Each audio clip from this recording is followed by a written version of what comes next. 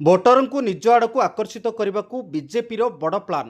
ଗୁରୁବାର ଜାତୀୟ ଭୋଟର ଦିବସ ଅବସରରେ ଓଡ଼ିଶାରେ 250 ସ୍ଥାନ ସହିତ ସାରା ଦେଶରେ 5000 ସ୍ଥାନରେ ନବ ମତଦାତା ସମ୍ମିଳନୀ ହୋଇଥିବା ବେଳେ ଗଞ୍ଜାମ ଜିଲ୍ଲା କୋଦଳାଠାରେ ନବ ମତଦାତା ସମ୍ମିଳନୀ ଅନୁଷ୍ଠିତ ହୋଇଯାଇଛି।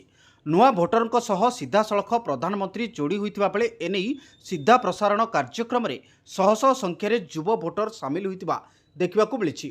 କୋଦଳା ଏନ୍ଏସି ଅଧ୍ୟକ୍ଷ ସୂର୍ଯ୍ୟନାରାୟଣ ନାୟକଙ୍କ ନେତୃତ୍ୱରେ ଆୟୋଜିତ ଉକ୍ତ କାର୍ଯ୍ୟକ୍ରମରେ କବିସୂର୍ଯ୍ୟନଗର ନିର୍ବାଚନ ମଣ୍ଡଳୀର ପ୍ରଭାରୀ ଜୟନ୍ତୀ ପଡ଼ିଆରୀ, ଘୁମୁସର ସାଂଗଠନିକ ଜିଲ୍ଲା ମହିଳା ମୋର୍ଚ୍ଚା ସଭାନେତ୍ରୀ ମୀରାବାଇ ଦେଓ, କୋଦଳା ଉପାଧ୍ୟକ୍ଷା ରଞ୍ଜିତା ସେଠୀ, କାଉନସିଲର ରୀତାଞ୍ଜଳି ମିଶ୍ରଙ୍କ ସମେତ ବହୁ କର୍ମକର୍ତ୍ତାମାନେ ଉପସ୍ଥିତ ରହିଥିଲେ।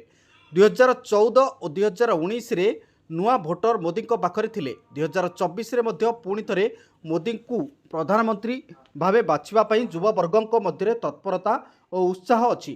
ସେହି ଦୃଷ୍ଟିରୁ ଯୁବ ଭୋଟରଙ୍କୁ ଦଳରେ ସାମିଲ କରିବା ଉଦ୍ଦେଶ୍ୟ ଥିବା କହିଛନ୍ତି କୋଦଳା ଏନ୍ଏସି ଅଧ୍ୟକ୍ଷ।